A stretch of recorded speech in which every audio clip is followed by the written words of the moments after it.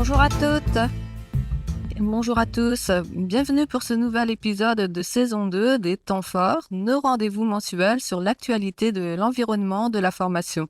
Bonjour Alexia. Bonjour Christine, bonjour à tous.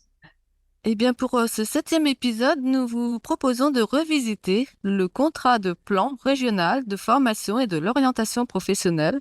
Et nous avons le plaisir d'accueillir aujourd'hui Monsieur Jérôme Fontaine, directeur adjoint de la direction des lycées au Conseil régional de Bourgogne-Franche-Comté. Bonjour, Monsieur Jérôme.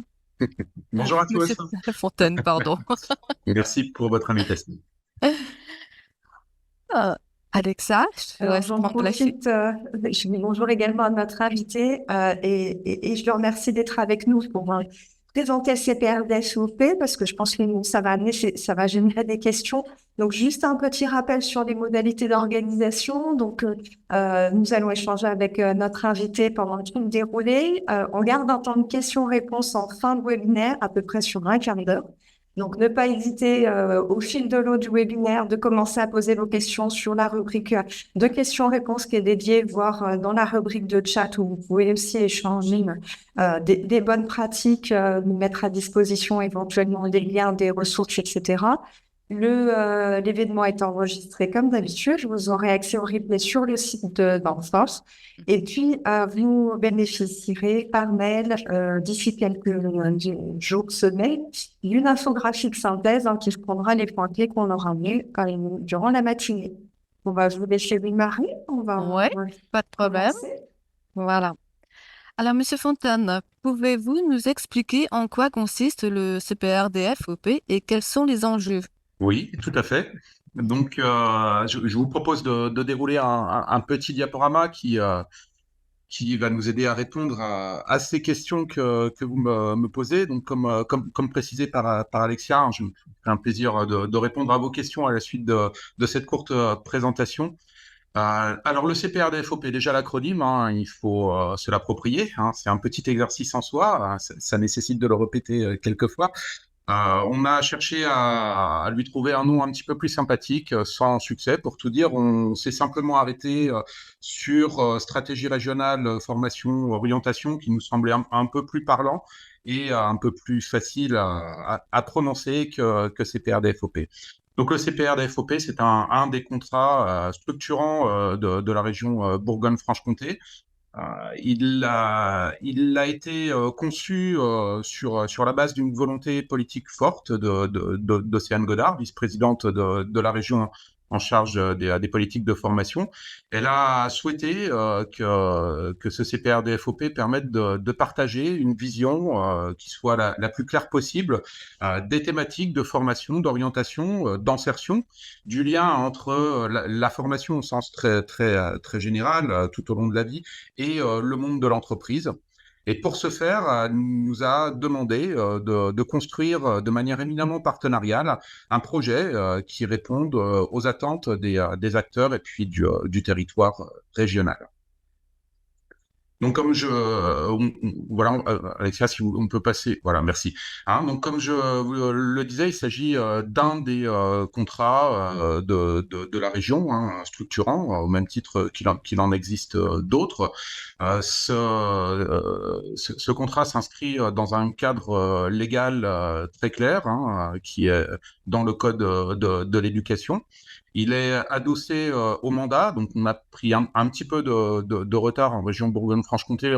On n'a pas débuté les travaux du CPRDFOP tout de suite au début du mandat, mais on l'a fait quand même relativement rapidement. À ce jour, au niveau national, il doit y avoir à peu près la moitié des conseils régionaux qui ont finalisé leur CPRDFOP. Hein, donc on était bien dans le bon timing. Alors, son objectif, c'est d'apporter une réponse aux besoins des territoires en matière d'emploi, de compétences, de qualification et d'édicter une feuille de route pour tous les acteurs de la formation et de l'emploi qui nous permettent d'aller ensemble le plus simplement possible sur le chemin qui nous permettra de fournir aux acteurs économiques de Bourgogne-Franche-Comté les compétences qui leur permettront de développer leurs activités. Voilà, donc la stratégie régionale emploi-formation. Alors ces travaux, on les a conduits dans un contexte national et régional en forte évolution, hein, vous le savez tout aussi bien que moi. Le premier contexte avec lequel nous avons dû travailler, c'est l'arrivée de France Travail, hein, qui est encore en cours de finalisation. La région Bourgogne-Franche-Comté était une des régions préfiguratrices. Donc, ça nous a permis d'opérer un travail en lien étroit avec les services de l'État dans le domaine du travail. Mais il a fallu, tout au long des 18 mois de travaux sur le CPRDFOP, s'accorder de manière extrêmement régulière avec les services de l'État pour être bien en phase avec l'arrivée de France Travail et son impact sur le marché de l'emploi et donc de l'offre de formation. Le deuxième élément de contexte important, c'est l'évolution forte et rapide du marché du travail avec la baisse notable du nombre de demandeurs d'emploi, le fait qu'aujourd'hui, finalement, les entreprises envisagent de manière un peu différente leur recrutement avec la nécessité peut-être de se rendre plus attrayant, plus attractif pour des personnes qui peuvent avoir un choix un peu plus large d'insertion professionnelle. Le troisième point, c'est la réforme. Je dirais même les réformes qui ont restructuré de manière assez notable les lycées ces dernières années. Donc la réforme du lycée général et plus particulièrement celle sur laquelle nous avons été particulièrement attentifs, c'était la réforme du lycée professionnel.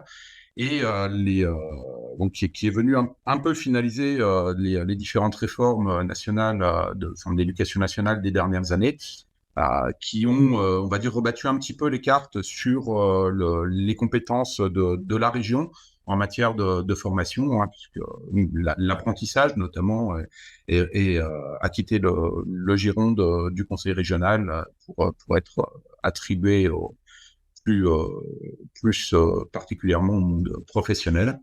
Et puis, ce contexte national, je l'ai déjà un petit peu dit, il évolue aussi en fonction des attentes des salariés. Donc, ce contexte extrêmement mouvant nous a conduit finalement à travailler sur le CPRDFOP dans une optique assez claire qui consiste à se donner la possibilité de ne pas s'enfermer dans des mesures qui seraient trop restrictives, mais de nous donner la possibilité tout au long de la fin du mandat du conseil régional de faire évoluer ce contrat au sein du CREFOP, hein, parce que si on passe à la diapo suivante,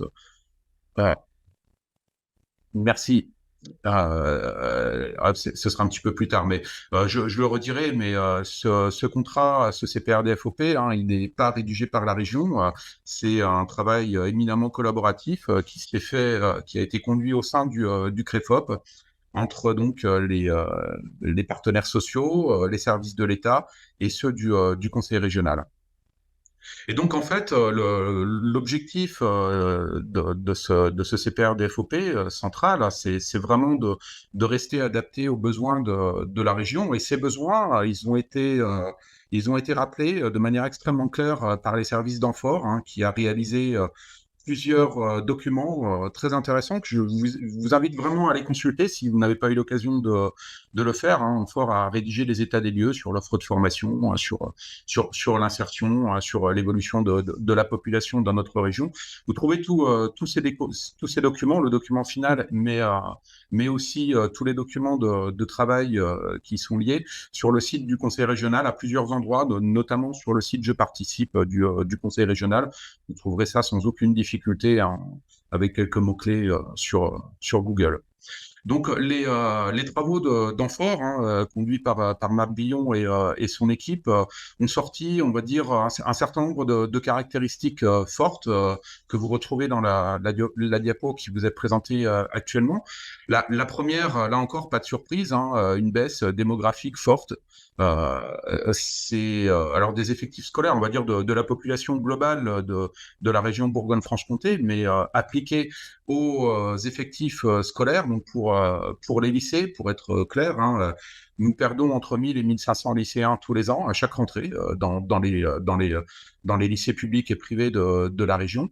C'est-à-dire à peu près 1% de nos effectifs. Hein, on est à 105 000 lycéens scolarisés dans nos établissements scolaires, ce qui est énorme. Ça fait 20 ans que ça dure, donc on a perdu 20 000 lycéens en 20 ans, et les projections de l'INSEE nous conduisent à prendre conscience, parce que c'est important, que dans les 20 ans qui viennent, nous perdrons encore 20 000 lycéens. Voilà, le deuxième point important, c'est que le niveau de formation globale, hein, des lycéens ou des jeunes bourguignons franc-comtois est plus faible qu'au national. L'accès vers l'enseignement supérieur est un peu moindre dans notre région qu'au niveau national, donc que dans d'autres régions. Bon, tout ça, bien entendu,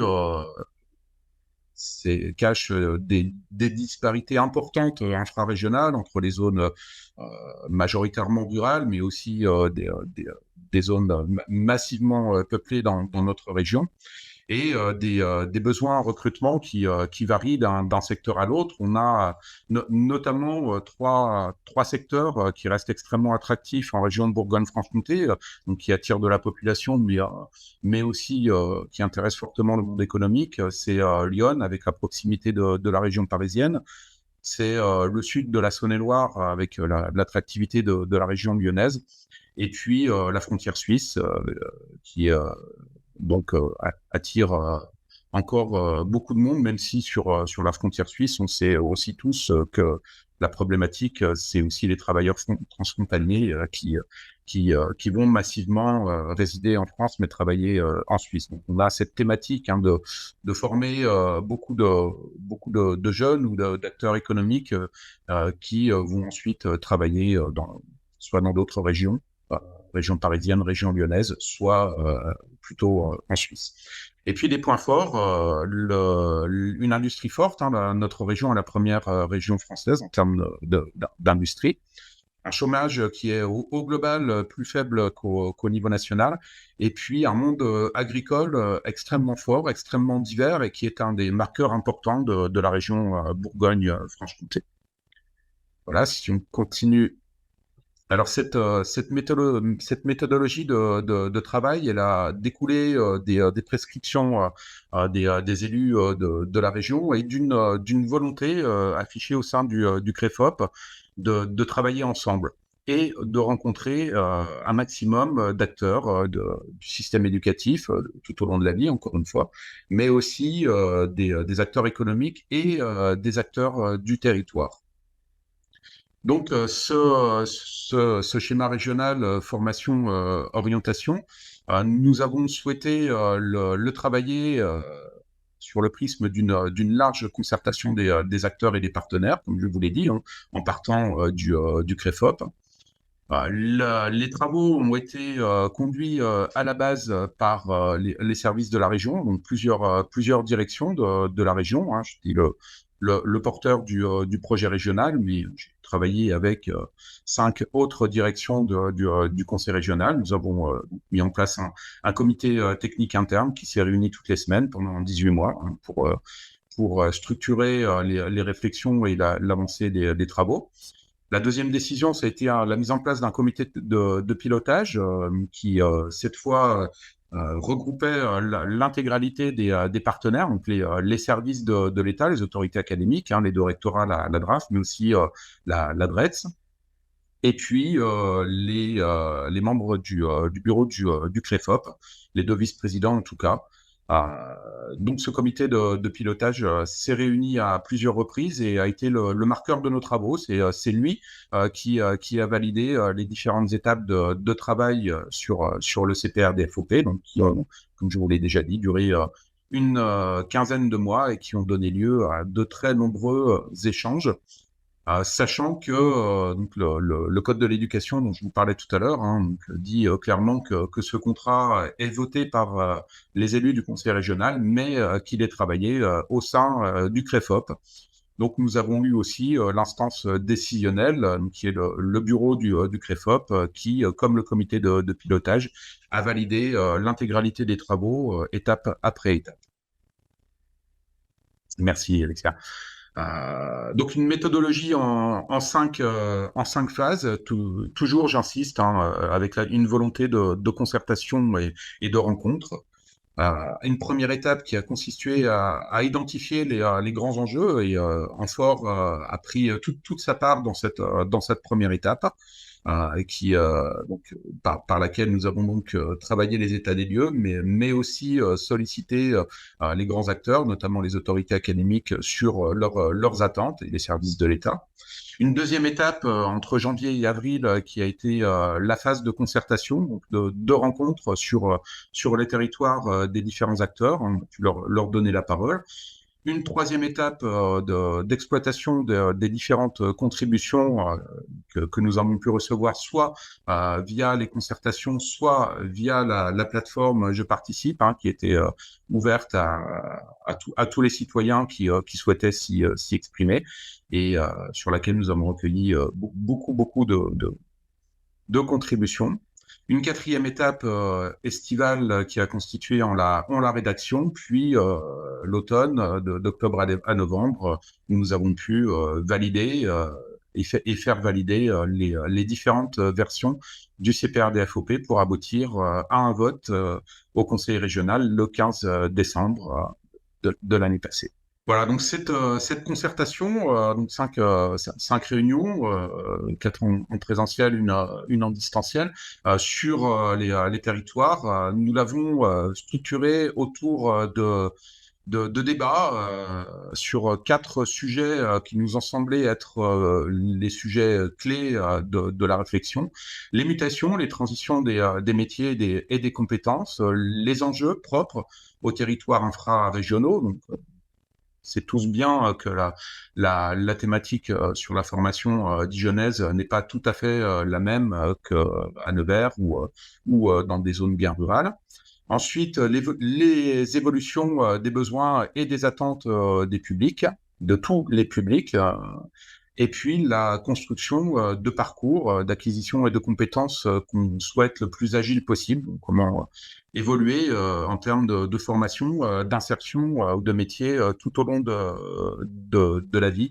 Donc, comment ce contrat pourrait donner la possibilité, dans ce monde en évolution, à des acteurs économiques d'évoluer dans leurs compétences et donc leur métier tout au long de leur vie. Voilà, c'est ces 4 sujets clés qui ont donné lieu aux échanges. Donc cette large concertation, je vous l'ai dit, 5 réunions qui ont regroupé 350 personnes avec des profils extrêmement variés, acteurs de l'éducation, de l'insertion, élus, de collectivités locales, professionnels. 100 contributions transmises sur la plateforme Je participe. Donc tous ces échanges nous ont permis d'identifier 14 leviers qui ont été le socle de nos travaux de rédaction du CPRDFOP. Voilà, donc ces 14 leviers, nous les avons retravaillés au sein du CREFOP dans plusieurs réunions de commission. Ce qui nous a permis de structurer les axes clés du CPRDFOP, avec 3 ambitions transversales et puis une qui transcende un peu l'ensemble, qui est la transition écologique. Donc ces 3 ambitions transversales, c'est l'accompagnement des transitions sociétales, de toutes les transitions sociétales, l'accompagnement des transitions écologiques et numériques, et puis l'accompagnement des dynamiques territoriales et partenariales. Voilà, on arrive, je pense, au bout. Donc là, vous avez cette petite facilitation graphique qui a permis à Océane Godard de présenter le CPRDFOP en assemblée plénière le 15 décembre, avec un certain nombre de mots-clés qu'on peut reprendre rapidement, qui était donc une méthode posée et partagée, mais aussi une vision souhaitée la plus fédératrice possible, pour aboutir à une stratégie, là encore, partagée avec de l'innovation, de l'impulsion, des coopérations, Le tout aboutissant à des ambitions pour la région de Bourgogne-Franche-Comté et l'ensemble de nos territoires, avec l'évolution des métiers, des compétences, des parcours d'attractivité, des transitions sociétales, écologiques, le soutien des filières d'avenir et des dynamiques partenariales. Donc le tout a été décliné en 18 mesures.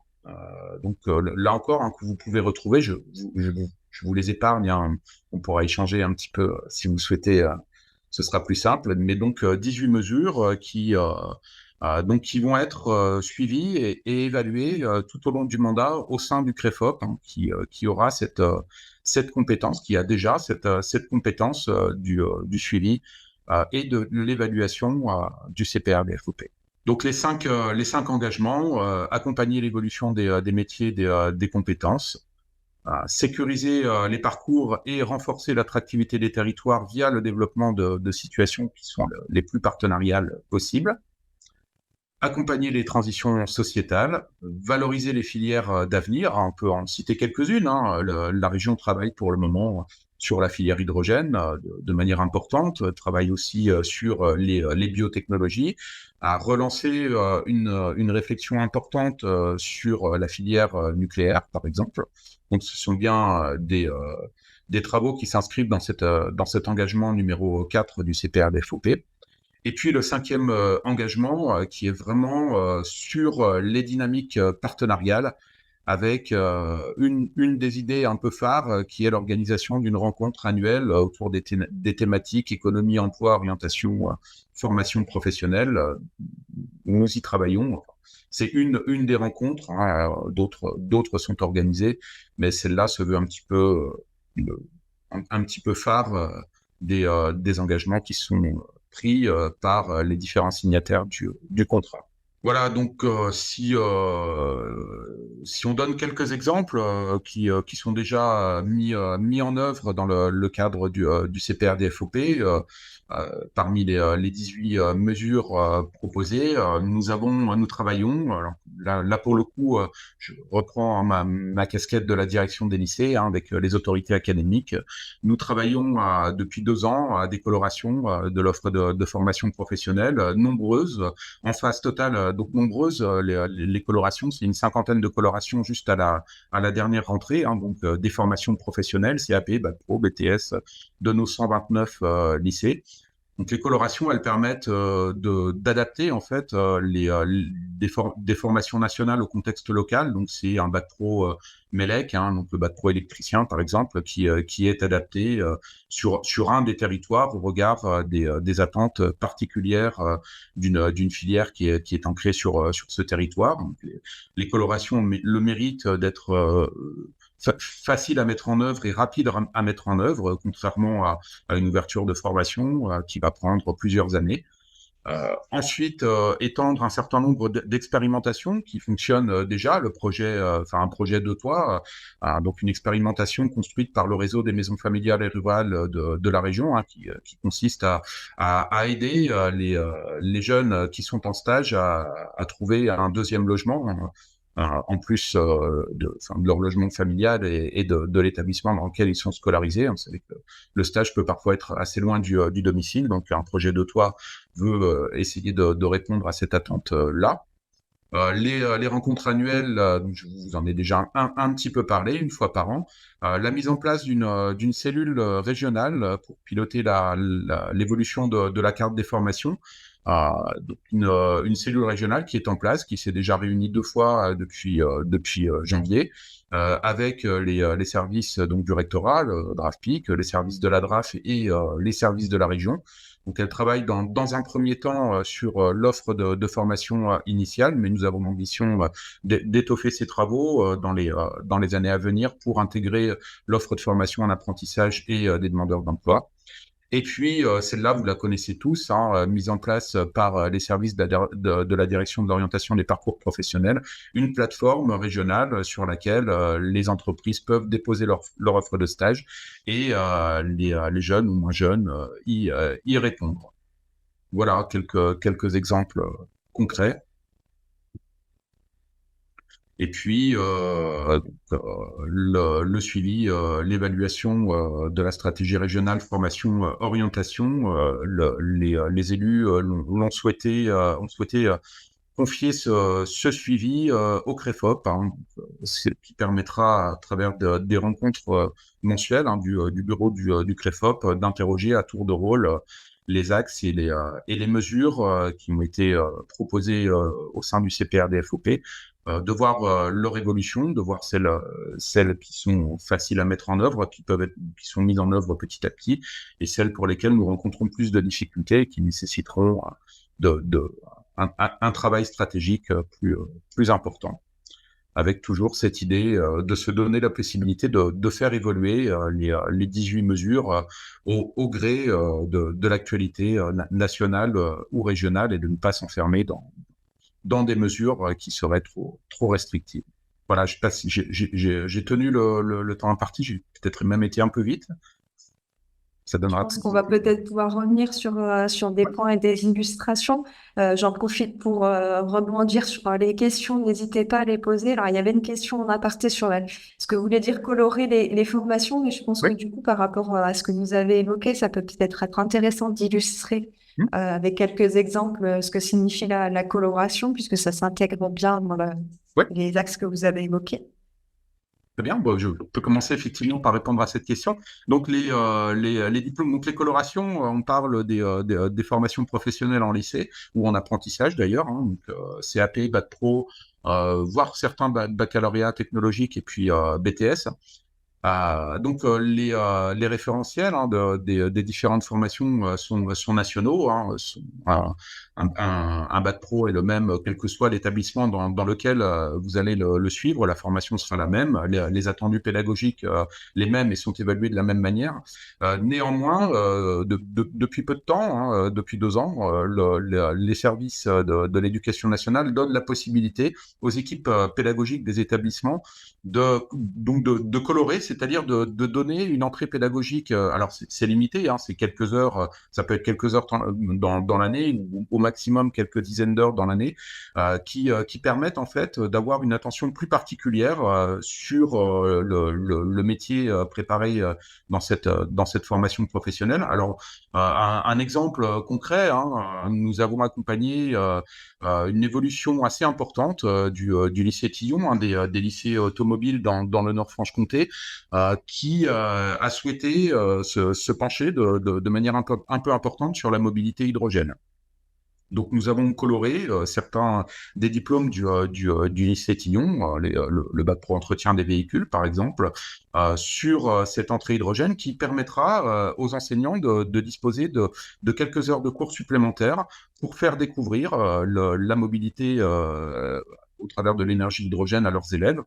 Même opération réalisée sur le lycée d'Avier, Joigny, lycée automobile aussi, sur lequel nous avons travaillé cette fois la mobilité électrique, hein, donc au gré de l'évolution, on va dire, du monde de la mobilité.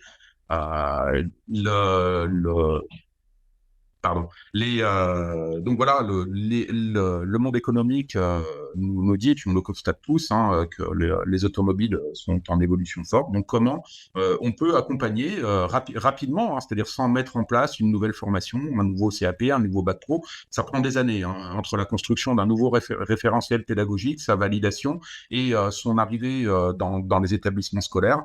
Donc ces colorations qui sont donc on retrouve autour du monde de l'énergie, le nucléaire, plusieurs colorations sur le nucléaire, mais aussi dans les métiers du bâtiment, de nombreuses colorations arrivent dans les établissements autour des problématiques de matériel biosourcé, par exemple, hein, donc d'autres isolations, une autre manière de concevoir l'isolation d'une maison. Voilà quelques exemples des colorations. Je crois qu'il faut juste retenir que ça permet de s'adapter à l'évolution de la technique ou des métiers et de les contextualiser dans leur bassin au plus près des entreprises.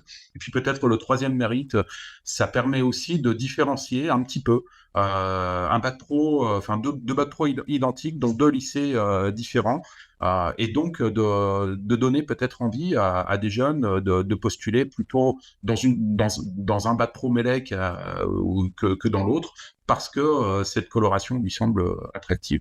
Merci pour votre réponse et pour les illustrations. Autre question, on a parlé de tous les publics et d'une interaction entre tous les publics. Est-ce que le nouveau CPR-DFOP prévoit un soutien à la formation professionnelle des salariés? Alors oui, tout à fait. La formation professionnelle des salariés est une partie importante du CPR-DFOP.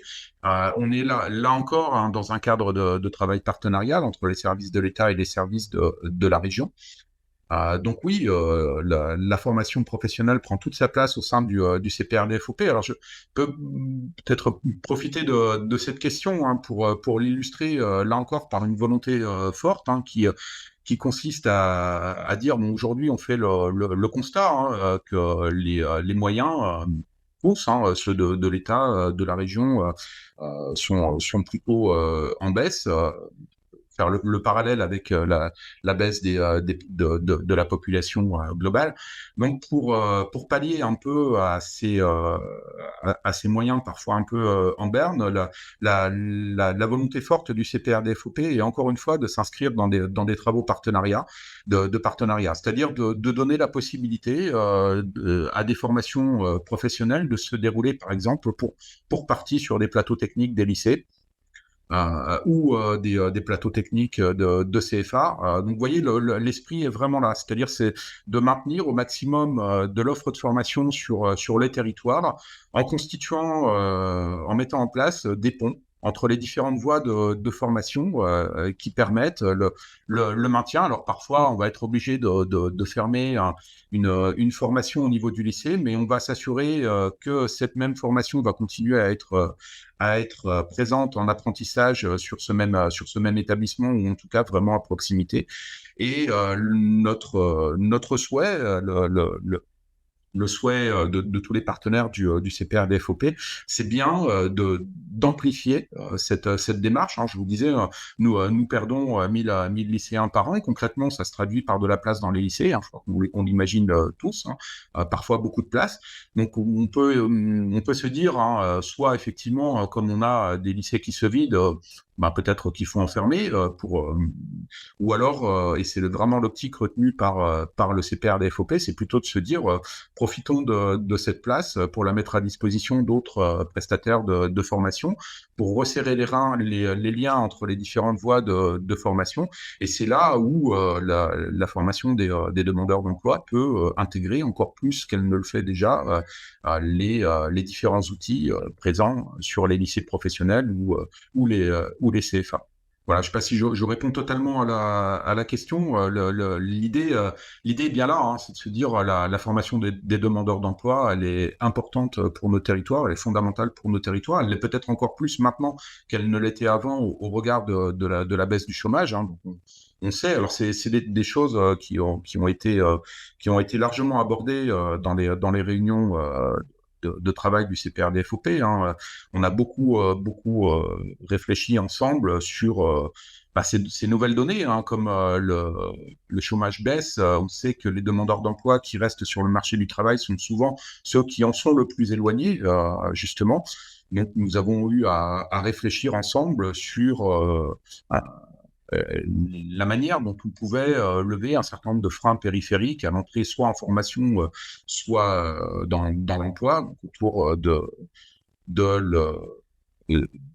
des possibilités que sont données aux collectivités locales d'intervenir sur les transports, sur l'hébergement, les thématiques logement, mais aussi garde d'enfants, enfin un certain nombre de thématiques qui nous font, qui nous ont vraiment conduit à penser que c'est ensemble que nous pourrons faciliter l'accès à la formation ou à l'emploi ensemble sur les territoires, donc les collectivités locales, les services de l'État, les services de la région, du département, et voilà, donc chacun sur sa part. Alors, du coup, par rapport à mes questions, effectivement, le demandeur d'emploi, son objectif, c'est qu'il soit un futur salarié. Donc, il y a une partie de la réponse. Après, il y avait vraiment un questionnement sur les salariés déjà en poste Oui. dans une entreprise en Bourgogne-Franche-Comté et peut-être des illustrations Alors, d'axes ou d'engagement qui vont dans le sens de l'accompagnement des salariés en poste. ouais, Il y ouais. a plusieurs autres questions que je me permettrai de reprendre après. D'accord. Je continue sur les salariés parce que ça fait du lien Alors, avec la première question. à titre d'exemple, hein, peut-être se dire que un des objectifs, c'est de proposer des formations internes aux entreprises avec enfin, de mettre à disposition, encore une fois, les plateaux techniques dont nous disposons pour que les entreprises puissent venir y faire partie de leur formation interne et inversement, créer du lien avec le monde de l'entreprise pour que nos élèves, étudiants, lycéens, apprentis ou stagiaires de formation continue puissent aussi bénéficier du matériel présent en entreprise pour augmenter leur qualité de formation. Donc ça peut être un exemple. Un autre exemple aussi, c'était une réflexion, c'est la mesure numéro 3 autour des savoirs fondamentaux, les soft skills dont on parle beaucoup. Hein. Là encore, hein, des chefs d'entreprise nous ont dit, enfin, ce que vous savez derrière l'écran mieux que moi, hein, que parfois l'accès à l'emploi il est largement freiné par des difficultés d'accès aux savoirs fondamentaux et que nous avions à y travailler. Alors l'accès à l'emploi ou l'évolution tout au long de la vie dans l'emploi. Donc qu'est-ce que je peux vous dire d'autre? Je reprends les mesures.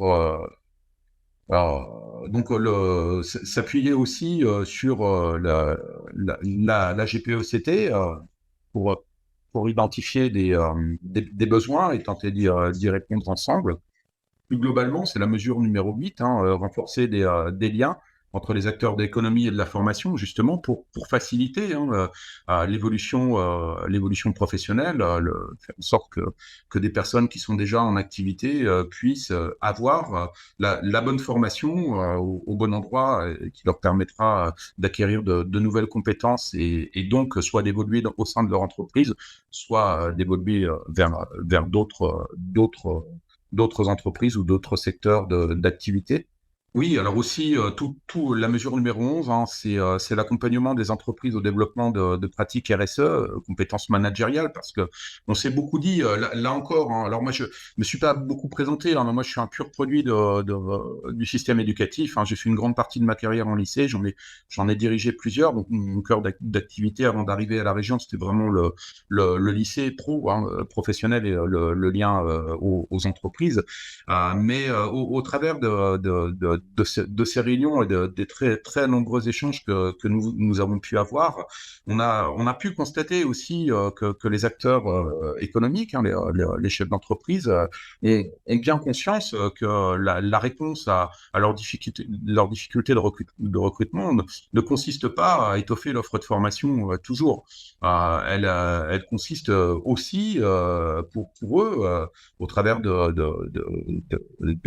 des pratiques RSE, à réfléchir à comment être attractif, comment donner envie à des jeunes ou à des personnes en reconversion professionnelle d'intégrer leurs entreprises sur leur territoire.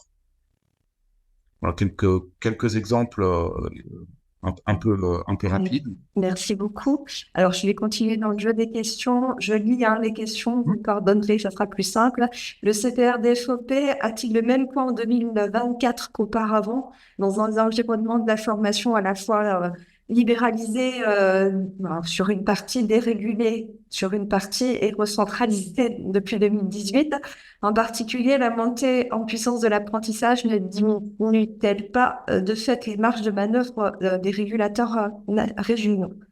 Sachant qu'en parallèle, je me connecte ça à une autre question justement sur les engagements par rapport à l'apprentissage dans le cadre du CPRD-FOP.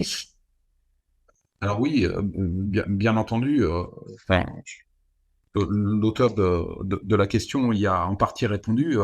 Effectivement, les dernières évolutions réglementaires en matière d'apprentissage, hein, on conduit quelque part à une dérégulation de l'offre de formation. C'est-à-dire, et je le dis, enfin, je vous l'illustre hein, très concrètement, nous pouvons, conseil régional, apprendre dans la presse l'installation d'un nouveau CFA de branche ou privé sur un territoire sans qu'à aucun moment on en ait eu aucune information préalable. C'est la réalité. Donc oui, le CPRDFOP, pour autant, hein, il ne s'adresse pas que aux acteurs de la formation, mais bien aussi aux acteurs économiques, donc aux branches notamment. Et il est comme il est voté au sein enfin il a été travaillé au sein du CREFOP, il a vocation aussi à conduire ou à dicter un certain nombre d'actions des acteurs économiques. Hein. Donc oui, la question de l'apprentissage est centrale. Hein. On a vu, c'est notamment ces 3 dernières années, hein, une explosion du nombre d'apprentis.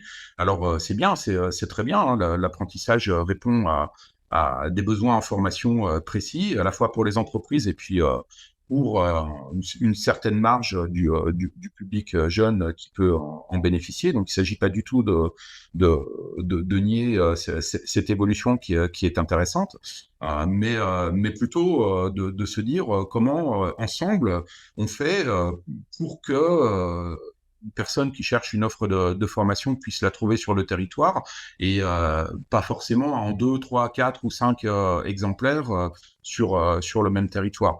Donc tout cela induit du dialogue hein, nécessaire, toujours plus de dialogue nécessaire. Alors ce dialogue, on le construit de manière assez facile et pragmatique avec les CFA académiques, hein, ceux qui sont pilotés par les rectorats et la DRAF, hein, où là où nous avons une connaissance fine des velléités d'ouverture, de fermeture, on y travaille ensemble. C'est parfois effectivement un petit peu plus difficile avec les CFA de branches ou totalement privés d'ailleurs, pour lesquels on peut voir apparaître des offres de formation sans même avoir été consultés. Oui, c'est la réalité pour l'apprentissage. Alors, par rapport à l'apprentissage, j'ai également un questionnement qui va sur les mesures qui ont été prises concernant l'apprentissage dans les UFA. Donc là, on retourne sur le côté CFA académique. Ouais, d'accord. Alors, on a notamment dans sur le volet apprentissage fait l'état des lieux des différentes actions conduites ces dernières années, et notamment une des actions emblématiques du précédent CPRDFOP, c'était ce que nous avons appelé ensemble le dispositif 2+1, hein, donc la possibilité donnée pour une personne en formation de parcourir un baccalauréat professionnel pour partie en lycée, pour partie en apprentissage. Hein, donc la seconde pro, par exemple, au lycée, puis la première et la terminale en apprentissage, ou seconde et première au lycée et terminale en apprentissage. C'est un dispositif qui a été extrêmement novateur en Bourgogne-Franche-Comté. Hein, la région a été la première à promouvoir ce dispositif qui nécessite une adaptation pédagogique des équipes relativement fortes.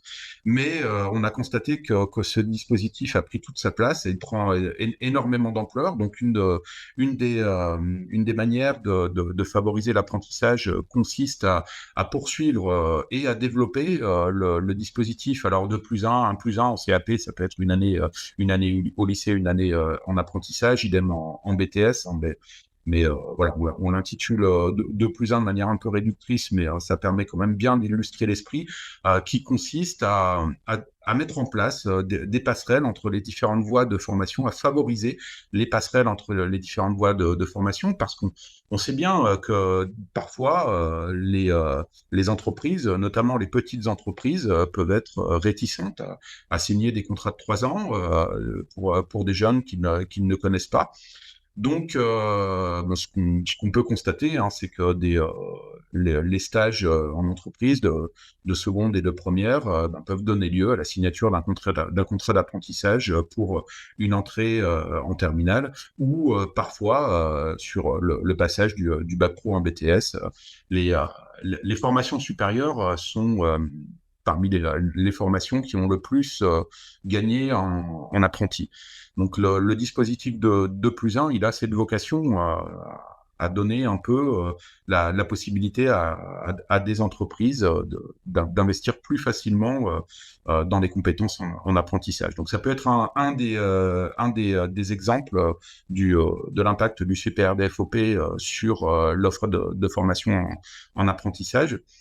Ensuite, on peut parler, enfin, je peux revenir sur les plateaux techniques. Hein. Certains d'entre eux sont un peu emblématiques de cette volonté partenariale du CPRDFOP. Je pense au plateau énergétique, hein, les axes Praxibat. Je ne sais pas si ça vous parle. Hein. Donc, c'est des plateaux techniques qui ont été mis en place il y a 3 ou 4 ans sur le territoire de la région et qui ont vocation à former les salariés, hein, en tout cas c'était pas l'ambition initiale, hein, mais plutôt les salariés d'entreprise pour qu'ils soient qualifiés pour intervenir sur les rénovations énergétiques de bâtiments. Donc isolation extérieure, éclairage performant, chauffage, enfin tout ça. Voilà. Donc ces plateaux techniques, la volonté traduite au sein du précédent CPRDFOP a été de les mettre, pas tous, mais quand même une bonne partie d'entre eux dans des lycées.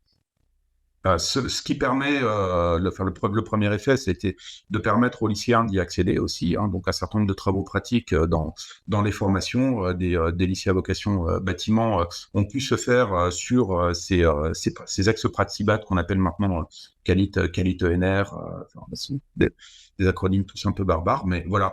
Et donc de favoriser la place de ces plateaux techniques pour à la fois l'apprentissage et la formation continue dans des lycées. Donc ça peut être un deuxième exemple de l'impact d'un CPRDFOP sur l'apprentissage en fonction de la question posée. Merci. Ben, je crois qu'on a pris toutes les questions.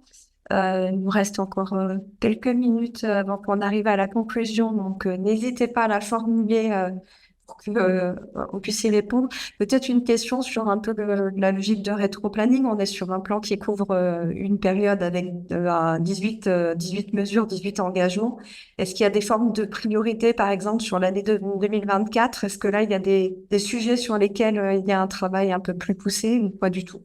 Alors C'est pas organisé avec cette planification en termes de chronologie. pas encore.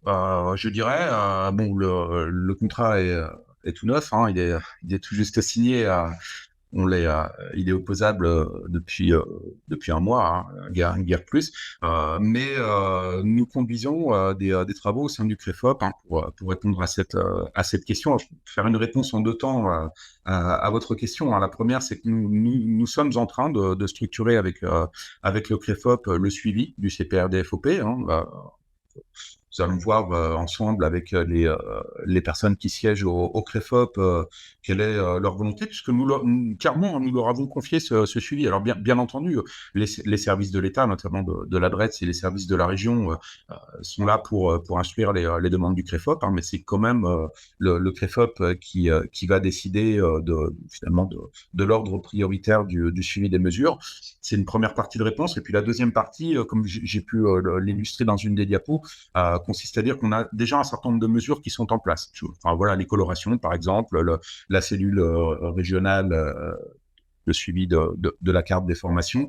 Ce sont des mesures qui, concrètement, ont déjà vu une déclinaison sur le territoire. Il y en a un certain nombre d'autres hein, qui sont dans le même cas. Donc finalement, certaines mesures vont très naturellement être mises en place et donc vont pouvoir être suivies facilement.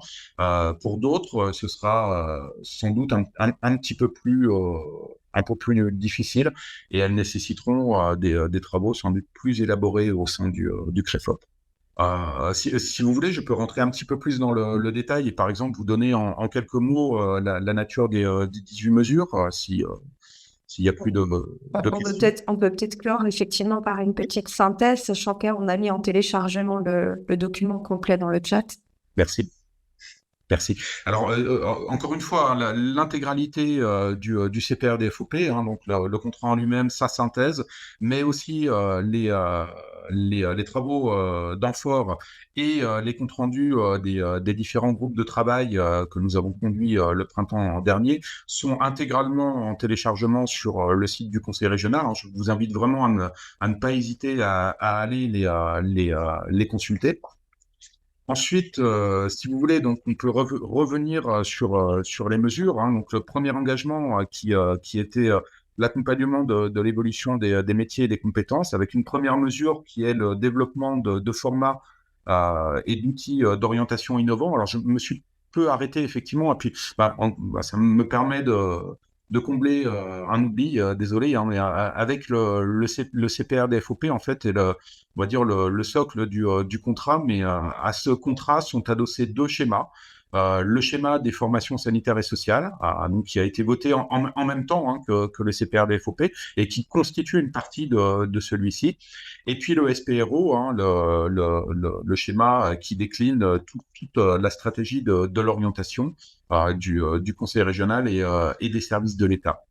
Donc voilà, la mesure numéro 1, c'est le développement de formats d'outils d'orientation innovants. Alors on peut parler, pour illustrer ces propos-là, encore une fois, hein, la région a mis en place l'année passée un gros travail sur la découverte des métiers avec qui était adossé au concours des meilleurs apprentis.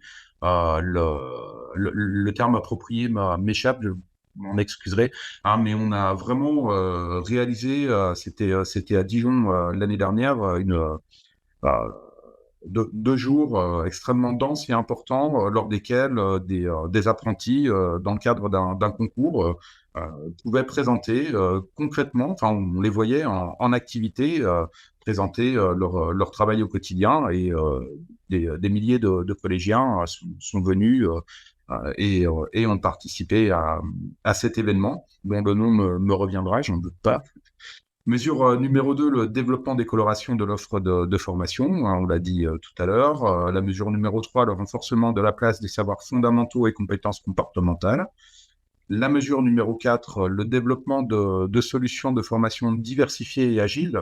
Donc, comme je vous le disais, hein, il s'agit de travailler à des passerelles entre les différentes formations. Alors, je peux l'illustrer encore par un exemple en quelques secondes. Dans le cadre des travaux de la cellule régionale sur l'offre de formation, nous avons souhaité travailler plus spécifiquement, mettre en place un travail très spécifique sur les BTS en région, fort du constat que sur la région Bourgogne-Franche-Comté, on est entre 25 et 30% de places vides dans nos BTS. Et donc voilà, la question est de savoir pourquoi. Est-ce que ces belles formations, hein, qui sont très pertinentes et très insérantes, rencontrent aussi peu leur public? Donc on réfléchit un peu à la localisation. Voilà, est-ce que un BTS, parfois dans un lycée assez rural, c'est pertinent ou ça l'est pas? Qu'est-ce qui peut freiner des jeunes de 18 ans à s'inscrire dans ces formations-là? On formule un certain nombre d'hypothèses hein, qui vont être étayées par le groupe de travail. Et parmi les pistes de réflexion, nous envisageons de créer des classes passerelles entre les BTS et les BUT, les BUT qui ont été profondément remaniés il y a 2 ans, qui eux aussi hein, peuvent peiner à rencontrer leur public.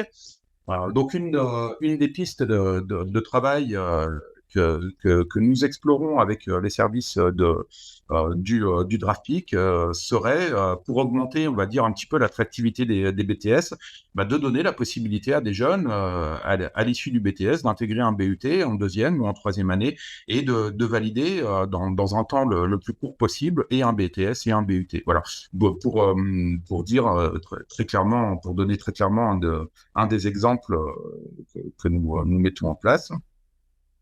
La mesure numéro 5, la mutualisation des moyens afin de maintenir le maillage territorial des formations. On en a un petit peu parlé tout à l'heure. On disait, c'est vraiment l'idée est vraiment de partager les locaux au maximum et de pouvoir faire bénéficier à toutes les voies de formation des matériels et plateaux techniques qu'ils ont à disposition. La mesure numéro 6, c'est le partage des bonnes pratiques entre acteurs de l'orientation et de la formation pour capitaliser et essaimer les expérimentations sur les territoires.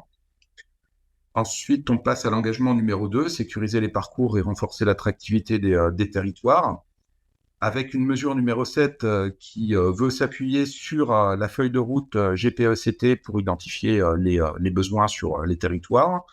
La mesure numéro 8, qui est le renforcement des liens entre les acteurs de l'économie et de la formation, c'est pour moi vraiment une des mesures centrales du CPRD-FOP, hein, comment faire se rencontrer et se parler des acteurs qui finalement ont assez peu l'occasion de le faire. Hein, un chef d'entreprise ou un président de communauté de communes, à quel moment il peut rencontrer les acteurs de l'éducation.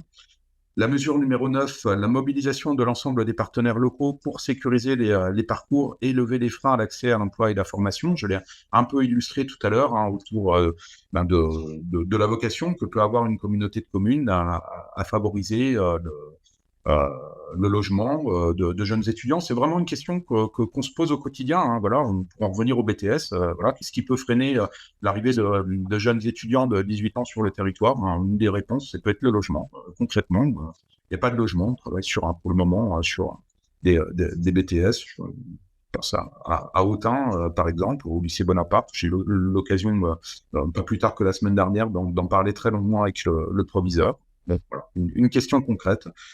Voilà, la mesure. Donc ensuite, on passe à l'engagement numéro 3, accompagner les transitions. Avec la mesure numéro 10, la réalisation d'un diagnostic approfondi sur le volet des transitions écologiques en région. Donc typiquement, là, on est sur une mesure qui va nécessiter du temps, de l'énergie, des compétences, un travail qui reste assez largement à faire, même si voilà, les acteurs régionaux, ils travaillent tous à leur mesure. La numéro 11, l'accompagnement des entreprises au développement des pratiques RSE et compétences managériales. Je l'ai un peu illustré rapidement tout à l'heure. La numéro 12, l'implication des entreprises dans l'orientation et les parcours de formation. Donc là aussi, hein, le pari, c'est vraiment de donner la place aux entreprises, aux salariés des entreprises et aux chefs d'entreprise dans les parcours de formation et d'orientation. Il ne s'agit pas simplement de dire on peine à recruter, hein, mais d'investir pour une entreprise du temps, de l'énergie et des compétences pour donner envie au travers de témoignages, de vidéos, de rencontres, de réunions à des jeunes de venir travailler dans le monde de l'industrie, par exemple, hein, en Bourgogne-Franche-Comté. L'engagement numéro 4, donc valoriser les filières d'avenir. Alors là, je vous en ai un petit peu parlé aussi. La mesure numéro 13, hein, réalisation d'un diagnostic partagé des enjeux sectoriels et territoriaux avec un accent porté sur les transitions écologiques et numériques. La 14, la définition de priorités dans le cadre d'une feuille de route annuelle ou pluriannuelle. Donc ça, cette mesure 14, elle est déjà mise en place pour les lycées et l'apprentissage. Hein. La présidente de région co-signe avec les autorités académiques une feuille de route annuelle dans laquelle nous précisons à tous les établissements les secteurs prioritaires en termes d'évolution de cartes de formation. La mesure 15, mise en place d'une cellule régionale partenariale, je vous l'ai dit. La mesure 16, la valorisation des CMQ, j'en ai peu parlé, effectivement. Hein, donc, les campus des métiers et qualifications, nous en avons 8 pour le moment en région Bourgogne-Franche-Comté. Ils prennent toute leur place dans la communication sur les métiers, mais aussi dans l'évolution de l'offre de formation.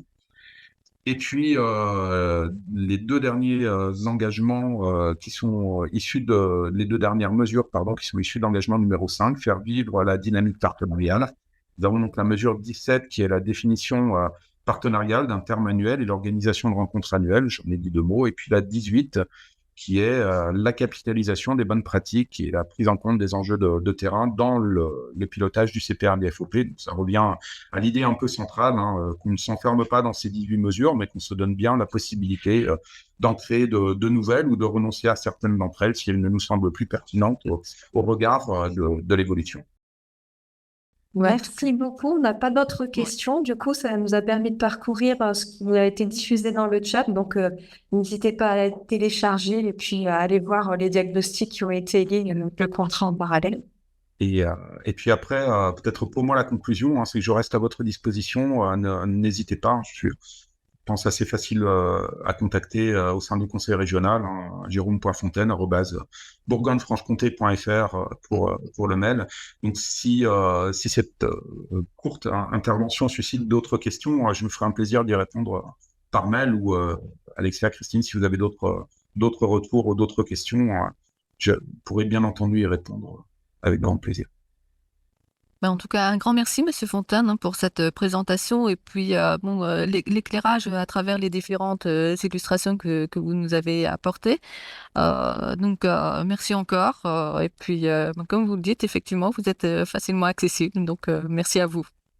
C'était un plaisir. Alexa, je te laisse la parole. Oui, alors merci à tous. Donc, du coup, simplement petit mot de conclusion pour vous rappeler que vous aurez les éléments dans un mail avec une petite synthèse des points qui ont été évoqués. En quittant le webinaire, vous allez avoir accès à une petite enquête d'amélioration continue. Donc, on vous remercie de jouer le jeu et de compléter les éléments.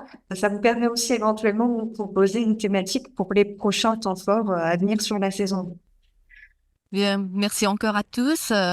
Merci, Monsieur Fontaine. Donc, les temps forts continuent et le prochain épisode sera consacré au bilan de compétences et donc vous pouvez d'ores et déjà vous inscrire pour y participer. Merci à tous et puis on vous dit à très bientôt. Au revoir. Au revoir. Merci à tous, à bientôt sur les prochains temps forts.